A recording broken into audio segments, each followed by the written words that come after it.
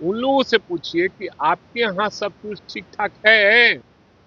चिराग पासवान बोल रहे हैं कि हम 243 पर लड़ेंगे चुनाव।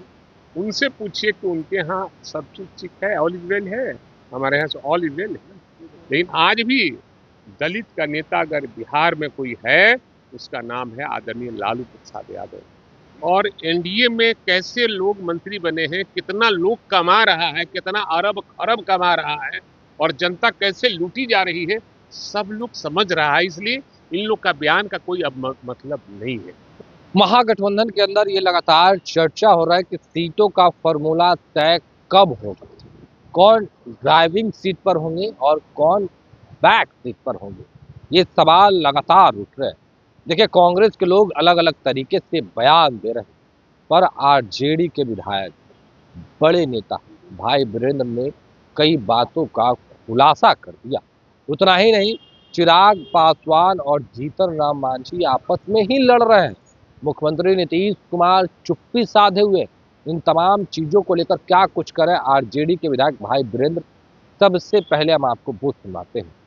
देखिए, एक बात जान लीजिए, किसी को चिंता करने की जरूरत नहीं है महागठबंधन के संबंध में, क्योंकि सब हमारे जो शीर्ष नेतृत्व हैं सभी दलों के, महागठबंधन के, वो सब एक ही राग में बोल रहे हैं कि हमको बीजेपी को हटाना है, एनडीए को हटाना है, बिहार को बचाना है, तेजस्वी यादव को मुख्यमंत्री बनाना है।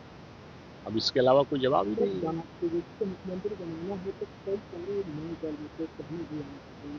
ये सबको एडजस्टमेंट होगा, ये सब होगा। अब सवाल है कि ये सवाल क्यों हमसे कर रहे हैं। हमारा शीर्ष नेतृत्व तय किया है, तभी ना सारे लोग को लेकर चल रहे हैं, इसलिए सब तय हो जाएगा।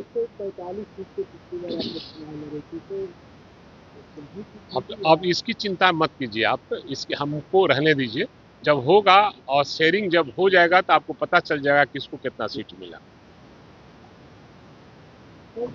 ये कहते हुए नजर आ रहे हैं कि कांग्रेस इस बार जो है ड्राइविंग सीट पर, बिहार में ड्राइविंग सीट पर। कौन क्या कहता है हम नहीं जानते हैं, लेकिन मैं जानता हूं कि महागठबंधन के शीर्ष नेतृत्व ने तय कर लिया है यहाँ कौन मुख्यमंत्री होगा और कौन क्या होगा, इसलिए इसकी ज्यादा चर्चा करने की जरूरत है।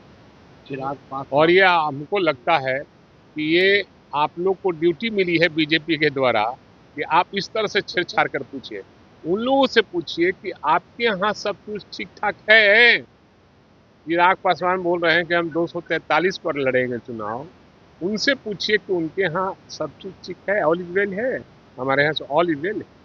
आपने चिराग की बात की, तो चिराग और मांझी आपस में ही लड़ता है।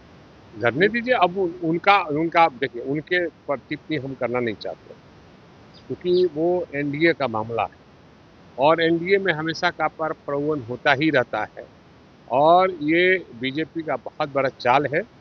और माननीय नीतीश कुमार जी को भी समझना चाहिए, उनको साइड करने की प्रक्रिया शुरू हो गई। चिराग और मांझी एक दूसरे को औकात दिखा रहे हैं, कह रहे हैं उनकी इतनी औकात है कि वो पैसे पे भीड़ लाते हैं। दूसरा क्या है, और आज भी ये दलित के नेता कहे जाते हैं लोग ना, लेकिन आज भी दलित का नेता अगर बिहार में कोई है, उसका नाम है आदरणीय लालू प्रसाद यादव। इस दलितों को, जो नीचे पैदान पे जो लोग थे, उनको कुर्सी देने का काम, खटिया देने का, चौकी देने पर बैठाने का काम, हक दिलाने का काम आदरणीय लालू प्रसाद यादव ने किया है।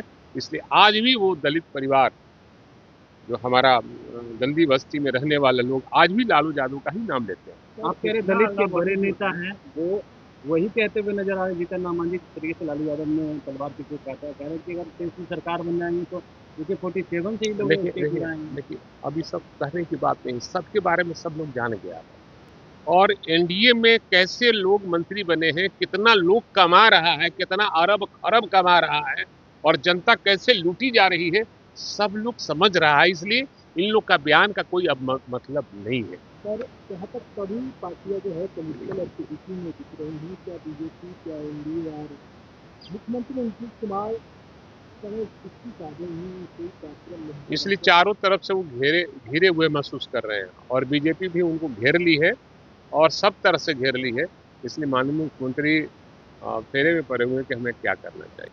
तो अभी आपने सुना किस तरीके से आरजेडी के विधायक भाई वीरेंद्र ने तमाम चीजों को लेकर अपनी बातों को कहा है। वो तमाम बयान हमने आपको सुनवाया है। देखिए किस तरीके से भाई वीरेंद्र का कहना है कि ये जो बड़े नेता हैं उनके बीच तय हो गया है कि कौन मुख्यमंत्री होंगे, कौन कितने सीटों पर चुनाव लड़ेंगे। फिलहाल के लिए तो नहीं, आप बने रहे फर्स्ट बिहार झारखंड के साथ। धन्यवाद। पनोरमा ग्रुप, जो सोचता है वो करता है। ये लो मुंह मीठा करो, आज मैंने अपना जॉब छोड़ दिया, अब हम पूर्णिया वापस जाएंगे। जॉब छोड़ दिया है? मतलब ये घर कैसे चलेगा? हम करेंगे क्या? और माँ बाबूजी क्या बोलेंगे? इसलिए मैं एक और मिठाई का डब्बा लाया, अपने बिजनेस के लिए लोन अप्रूव हो गया। अरे लोन अप्रूव हो गया वो तो ठीक है, लेकिन पूर्णिया में हम रहेंगे कहाँ? अपना घर भी तो नहीं है वहाँ। इसलिए तो एक और मिठाई का डब्बा अलग से लाया हूं। हमने पूर्णिया में घर ले लिया है, पूर्णिया के ई होम्स पैनोरमा में। पूर्णिया में पैनोरमा ग्रुप लेकर आए हैं ई होम्स पैनोरमा, बड़ा घर, आलीशान जिंदगी और अत्याधुनिक सुविधाओं के संग। अरे अरे, अब क्यों मुंह मीठा करवा रही हो? क्योंकि हम घर वापसी जो कर रहे हैं। घर वापसी की खुशी पूर्णिया में ई होम्स पैनोरमा के संग। ई Homes Panorama, luxurious lifestyle redefined.